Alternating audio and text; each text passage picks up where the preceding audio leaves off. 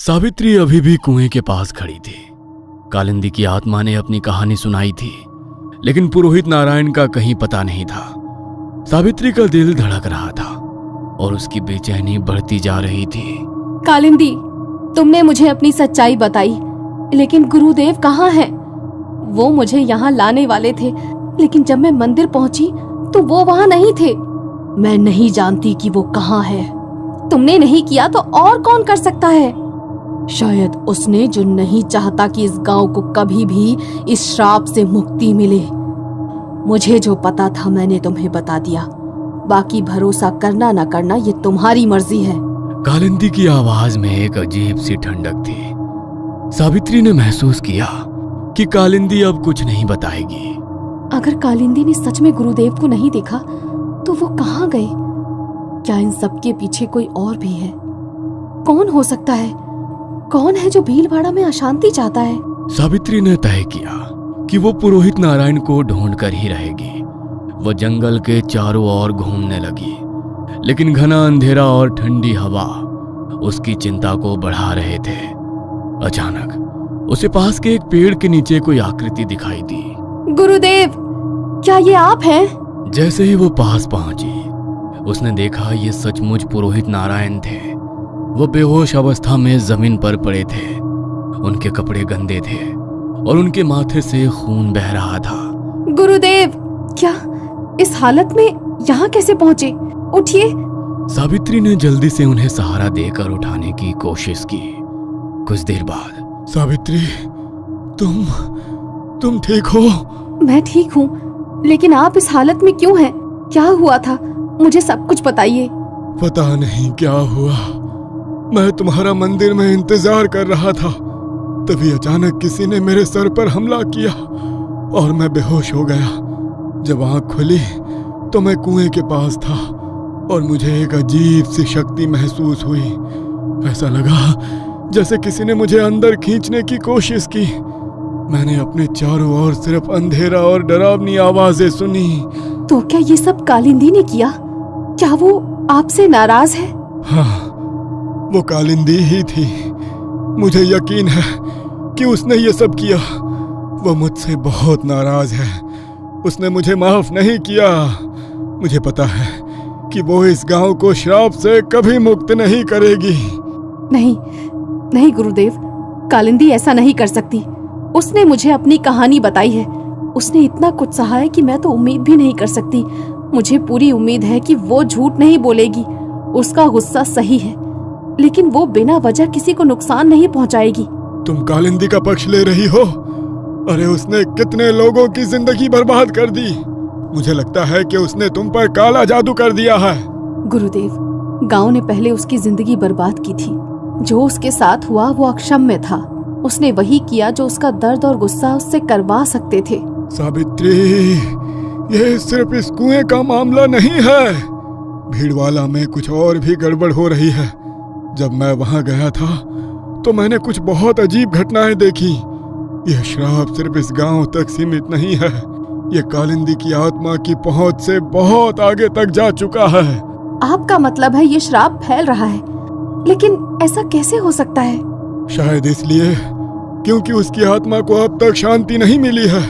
जब तक गांव अपनी गलती स्वीकार नहीं करता, यह श्राप खत्म नहीं होगा। और सावित्री, ये तुम्हारे ऊपर है कि तुम उन्हें ये सच्चाई बताओ, क्योंकि उसने तुम्हें सब कुछ बताया है। अगर ये मेरा कर्तव्य है तो मैं इसे निभाऊंगी, लेकिन कालिंदी ने मुझे जो कुछ भी बताया, क्या गांव वाले मेरी बात मानेंगे? लेकिन फिर भी मैं गांव वालों को ये समझाने की पूरी कोशिश करूंगी। ठीक है, पर बताओ तो कि कालिंदी ने तुम्हें क्या बताया?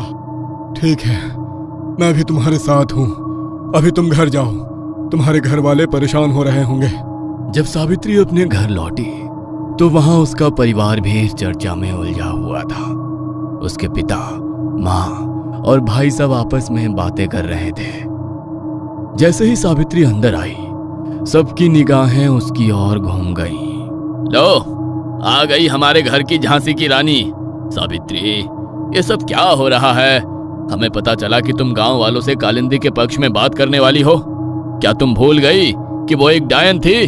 पिताजी, कालिंदी डायन नहीं थी, उसने गांव की सेवा की थी, लेकिन जो उसके साथ हुआ वो अन्याय था। ये श्राप उसी अन्याय का नतीजा है। तो तुम ये कह रही हो कि हमारी पीढ़ियां जो भुगत रही हैं वो कालिंदी की वजह से नहीं बल्कि हमारी अपनी गलती है? हाँ, ये हमारी गलती है। अगर हम उसे न्याय नहीं देंगे तो ये श्राप कभी खत्म नहीं होगा। सावित्री, तुम ये क्यों नहीं समझती कि वो औरत गांव के लिए अभिशाप बन गई थी? तुम इस मामले से दूर रहो। माँ, अगर मैं इस श्राप को खत्म करने में मदद कर सकती हूँ तो मैं पीछे नहीं हटूंगी। क्या आपको नहीं लगता कि गांव की औरतों को माँ बनने का हक है? अगर ये श्राप खत्म हो गया तो यहाँ कोई औरत अपनी कोख के सुख से वंचित नहीं रहेगी। और अगर तुम गलत हो, क्या तुम ये नहीं जानती कि तुम किससे लड़ने की कोशिश कर रही हो? अरे वो एक आत्मा है सावित्री, उसकी ताकत का अंदाजा भी नहीं है तुम्हें। पिताजी, मुझे पता है कि ये लड़ाई आसान नहीं है, लेकिन कालिंदी ने जो सहा उसे जानने के बाद मैं चुप नहीं रह सकती। अगर हमें इस गांव को बचाना है तो ये लड़ाई लड़नी ही होगी।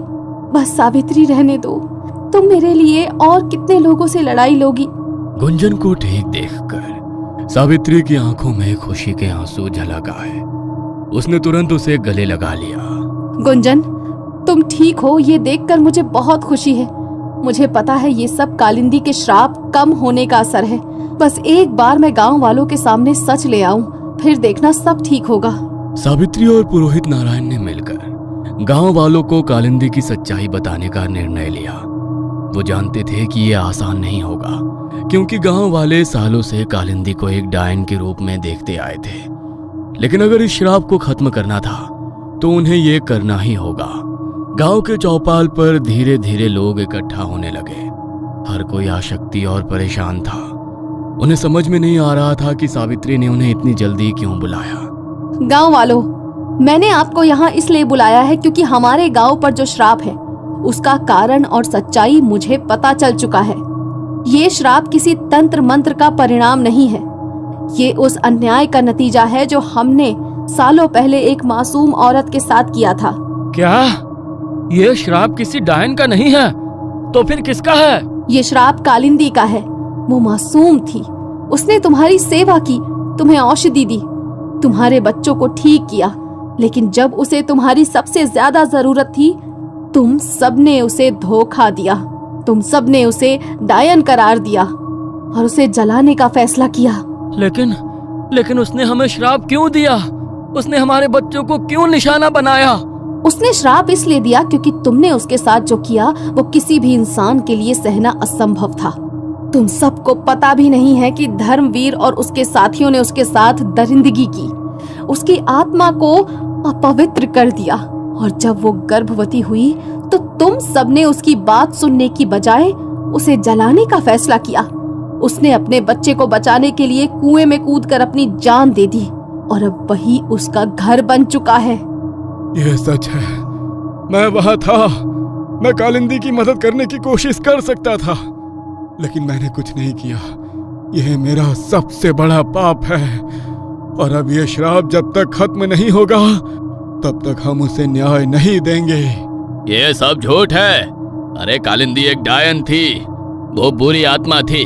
अगर वो मासूम होती तो हमारे गांव को श्राप क्यों देती? पंडित जी, आप इसे झूठ कह सकते हैं, लेकिन सच्चाई यही है। कालिंदी मासूम थी। उसने श्राप इसलिए दिया क्योंकि तुम सबने उसकी चीखें अनसुनी की। तुमने उसकी सच्चाई को दबा दिया। ये श्राप सिर्फ तंत्र मंत्र का काम है। मैं इसे कभी नहीं मानूंगा, और इस गांव को कालिंदी जैसे डायन से न्याय देने की जरूरत नहीं है।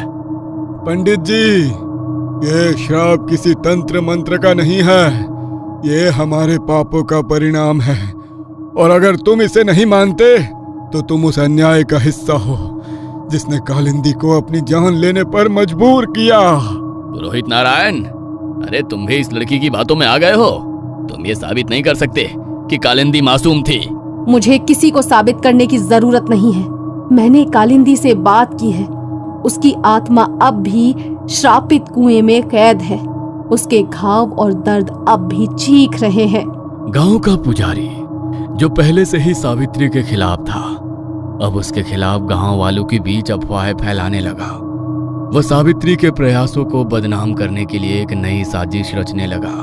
गांव वालों, क्या तुम नहीं देख रहे कि कालिंदी ने सावित्री पर काला जादू कर दिया है? वो अब वही बोल रही है जो कालिंदी चाहती है। वह सावित्री नहीं बल्कि कालिंदी बोल रही है। क्या यह सच हो सकता है? क्या कालिंदी की आत्मा ने सावित्री को वश में कर लिया है? हाँ, यह एकदम सच है। अगर हम इसे नहीं रोके तो ये लड़की पूरे गांव को बर्बाद कर देगी। हमें इसे गांव के बाहर निकाल देना चाहिए।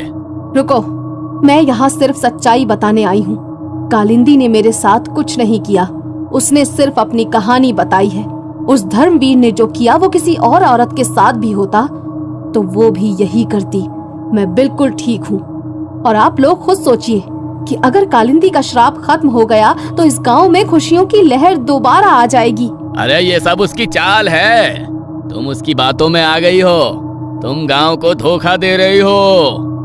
बस करो पंडित जी, आप गांव वालों को गुमराह कर रहे हैं। यह लड़की सिर्फ सच्चाई की बात कर रही है। कालिंदी का दर्द असली है और अगर हम उसे न्याय नहीं देंगे तो ये श्राप कभी खत्म नहीं होगा। क्या सच में कालिंदी का दर्द इतना गहरा था? क्या हम उसे कभी समझ नहीं पाए? गांव वाले जो पहले सावित्री पर शक कर रहे थे धीरे धीरे उसकी बातों को समझने लगे। उन्होंने महसूस किया कि पुजारी की बातें सिर्फ डर फैलाने के लिए थी। सावित्री और पुरोहित नारायण की बातों ने धीरे धीरे गांव वालों के मन में कालिंदी के प्रति सहानुभूति जगा दी। उन्हें एहसास होने लगा कि उन्होंने एक मासूम महिला के साथ कितना बड़ा अन्याय किया था। हमने जो किया वो अक्षमय है। हम उसके साथ खड़े हो सकते थे लेकिन हमने उसे अकेला छोड़ दिया। हमने उसे डायन कहकर उसकी जिंदगी बर्बाद कर दी। अगर हम उसे न्याय नहीं देंगे तो ये श्राप कभी खत्म नहीं होगा। अब भी समय है। अगर हम कालिंदी की आत्मा को शांति दें और उसे न्याय दें तो ये श्राप हमेशा के लिए खत्म हो सकता है। हाँ, हमें उसे न्याय देना होगा, लेकिन हम करेंगे क्या? सावित्री और पुरोहित नारायण ने गांव वालों के मन में पश्चाताप जगा दिया था, लेकिन न्याय कैसे मिलेगा ये अभी भी एक रहस्य था। कालिंदी, मैंने तुमसे वादा किया है कि तुम्हें न्याय मिलेगा। अब ये गांव तुम्हें कभी नहीं भूलेगा। क्या गांव वाले कालिंदी को न्याय दिलाने में सफल होंगे? क्या ये श्राप हमेशा के लिए खत्म होगा? जानने के लिए देखते रहिए कालिंदी का श्राप, सिर्फ और सिर्फ once upon a time horror पर।